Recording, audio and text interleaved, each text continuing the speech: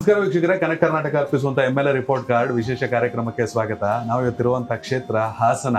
ಸಾಕಷ್ಟು ವಿಚಾರಗಳಿಗೆ ಎಲ್ಲರೂ ರಾಜಕೀಯ ಅಂದ ತಕ್ಷಣ ಸಿಂಹಾಸನ ಯಾರಿಗೆ ಅಂತ ಸಾಕಷ್ಟು ಚರ್ಚೆ ಆಗ್ತಾ ಇರುತ್ತೆ. 1952 ಮೊದಲ ಚುನಾವಣೆ ಆಗಿದ್ದು ಹಾಸನದಲ್ಲಿ. ಕರಿಗೌಡರು ಸ್ವತಂತ್ರವಾಗಿ ಮೊದಲ ಬಾರಿ ಗೆದ್ರು.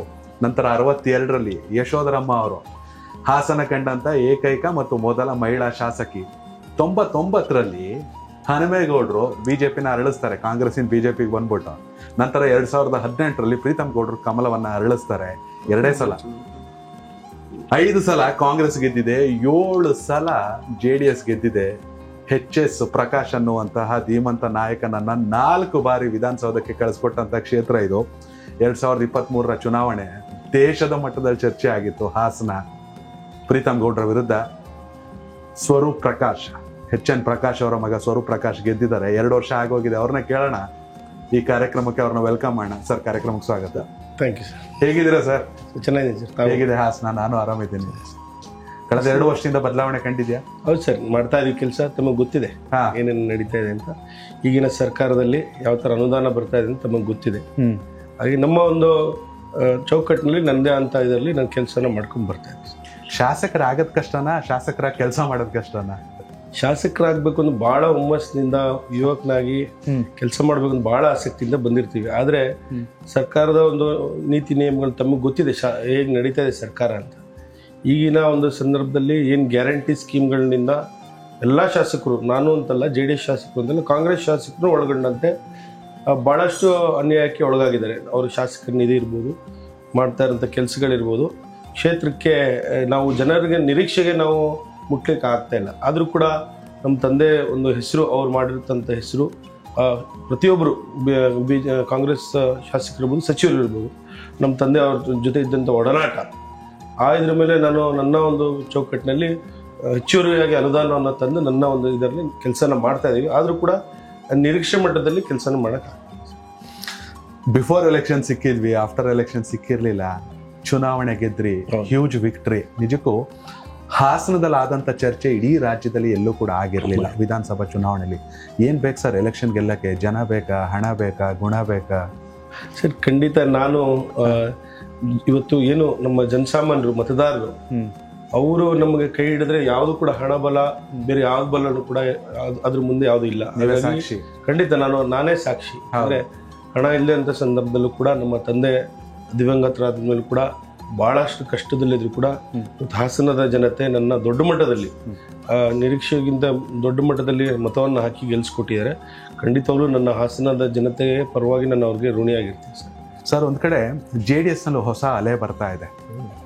ಹಾಸನ ಸ್ವರೂಪ್ ಅವರಾಗಿರ್ಬೋದು, ಹುಣಸೂರು ಹರೀಶ್ ಗೌಡ್ರ ಆಗಿರ್ಬೋದು, ಗುರುಮಿಟ್ಕಲ್ ಕಂದಕೂರ್ ಆಗಿರ್ಬೋದು, ಸಮೃದ್ಧಿ ಮಂಜುನಾಥ್, KR ಪೇಟೆ ಮಂಜು ಆಗಿರ್ಬೋದು, ಇಷ್ಟೆಲ್ಲ ಯುವಕರ ಒಗ್ಗಟ್ಟಿದೆ. 28ಕ್ಕೆ ಏನಾಗ್ಬೇಕು ಸರ್? ಯಾಕೆಂದ್ರೆ ಪಂಚರತ್ನ ಯಾತ್ರೆಗೆ ಸಿಕ್ಕಂತ ಪ್ರಚಾರ ರಾಷ್ಟ್ರೀಯ ಪಕ್ಷಗಳಿಗೆ ಸಿಗ್ಲಿಲ್ಲ. ಆದ್ರೆ ಫಲಿತಾಂಶ 19ಕ್ಕೆ ಇಳಿದೋಯ್ತು. ಬೈ ಎಲೆಕ್ಷನ್ ಅಲ್ಲೂ ಒಂದು ಮೈನಸ್ ಆಗೋಯ್ತು. ಹೌದು ಸರ್, ತಾವೇ ನೋಡ್ತಾ ಇದ್ರಿ.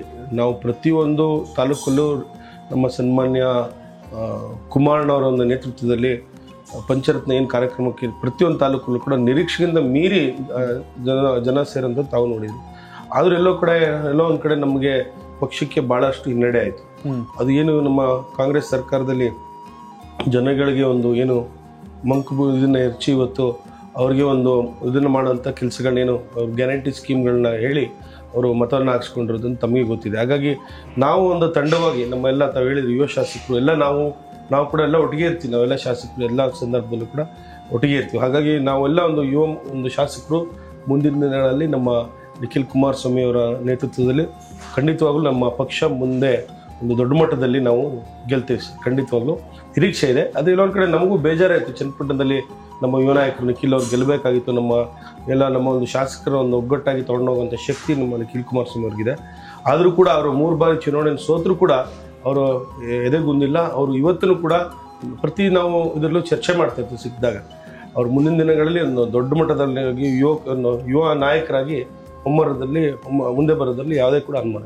ಅವರೇ ರಾಜ್ಯಾಧ್ಯಕ್ಷ, ಮುಂದೆ ರಾಜ್ಯಾಧ್ಯಕ್ಷ ಹೇಳಲ್ಲ, ಆದರೆ ಮುಂದಿನ ದಿನಗಳಲ್ಲಿ ನಮ್ಮೆಲ್ಲರ ಪರವಾಗಿ ಅವರು ಒಂದು ರಾಜಕೀಯ ಒಂದು ಇದರಲ್ಲಿ ಅವರು ನಾಯಕರಾಗಿ ಮುಂದೆ ಬರೋದ್ರಲ್ಲಿ ಯಾವುದೇ ಕೂಡ ಅನುಮಾನ ಇಲ್ಲ. 19 ಇಳಿದು ಬಿಟ್ರೆ ಒಂಥರ JDS ಏನಪ್ಪ ಇದು, ಕಾರ್ಯಕರ್ತರು ಪ್ರಾಣ ಕೊಡ್ತಾರೆ, ವೋಟ್ ಬೇರೆ ಹಾಕಲ್ಲ, ಏನಂತ ಗೊಂದಲ ಇತ್ತು. ಆದ್ರೆ ಲೋಕಸಭೆ ದೊಡ್ಡ ಬೂಸ್ಟು, ಕುಮಾರಣ್ಣ ಕೇಂದ್ರ ಸಚಿವರಾದ್ರು, ಎಷ್ಟು ದೊಡ್ಡ ಶಕ್ತಿ ಬಂತು ಸರ್? ಸರ್ ಖಂಡಿತ ನಮಗೆಲ್ಲ ಒಂದ್ ಕಡೆ ಕುಮಾರಣ್ಣ ಅವರು 19 ಇದ್ದಂಥ ಸಂದರ್ಭದಲ್ಲಿ ಶಾಸಕರೆಲ್ಲ ಕೂಡ ಎಲ್ಲ ಕೆಲಸ ಕಾರ್ಯಗಳಾಗ್ತಿಲ್ಲ ಅವರವ್ರ ಕ್ಷೇತ್ರದಲ್ಲಿ, ನಾವು ಜನಗಳಿಗೆ ಆಗ್ತಾಯಿಲ್ಲ, ಮುಖ ತೋರ್ಸೋಕೆ ಆಗ್ತಾಯಿಲ್ಲ ಅಂತ ಸಂದರ್ಭದಲ್ಲಿ ನಮ್ಮ ಕುಮಾರಣ್ಣ ಅವರು ಕೇಂದ್ರ ಮಂತ್ರಿ ಆಗಿದ್ದು ನಮಗೆಲ್ಲರೂ ಕೂಡ ಸಂತೋಷ ಆಗಿದೆ.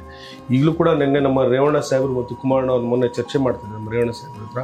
ನನ್ನ ಕಷ್ಟಗಳನ್ನ ಹೇಳ್ತಾ ಇದ್ದೆ, ಹಾಸನಲ್ಲಿ ಹಿಂಗೆ ಆಗಿದೆ ಅಣ್ಣ, ಹಿಂಗೆ ನಮ್ಮ ನಗರಸಭೆ ನಮ್ಮಲ್ಲಿ ನಂದು ಬೇರೆ ನಮ್ಮ ಹಾಸನ ಜಿಲ್ಲೆಯಲ್ಲಿ ನಂದೇ ಒಂದು ವಿಶೇಷವಾದ ಕ್ಷೇತ್ರ ನಂದು. ಯಾಕಂದ್ರೆ ನಮ್ಮ ಹಾಸನ ವಿಧಾನಸಭಾ ಕ್ಷೇತ್ರ ಸಂಪೂರ್ಣವಾಗಿ ನಗರಕ್ಕೆ ಸೇರ್ಕೊಂಡಿರುವಂಥ ಕ್ಷೇತ್ರ. ಈ ಹಿಂದೆ ನಗರಸಭೆ ಇತ್ತು, 35 ವಾರ್ಡ್ ಇತ್ತು. ಈಗಾಗಲೇ ಮತ್ತೆ 37 ಹಳ್ಳಿ ಸೇರ್ಪಡೆ ಮಾಡಿ ಇದನ್ನ ನಗರ ಪಾಲಿಕೆಯಾಗಿ ಮೇಲ್ದರ್ಜೆಗೆ ಏರಿಸಿದ್ದಾರೆ.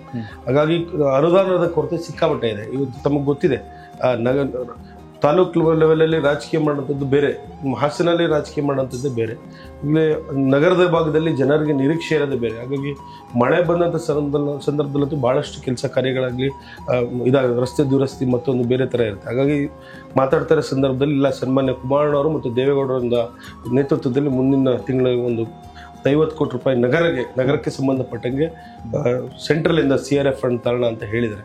ಹಾಗಾಗಿ ಕೆಲವೊಂದು ಕಡೆ ಕುಮಾರಣ್ಣ ಅವರು ನಮಗೆ ಕೇಂದ್ರ ಮಂತ್ರಿ ಆಗಿದ್ದು ನಮಗೆಲ್ಲರಿಗೂ ಕೂಡ ಬಹಳ ಸಂತೋಷ ಇದೆ. ಕನೆಕ್ಟ್ ಕರ್ನಾಟಕ, ಇದು ನಿಮ್ಮ ನೆಟ್ವರ್ಕ್.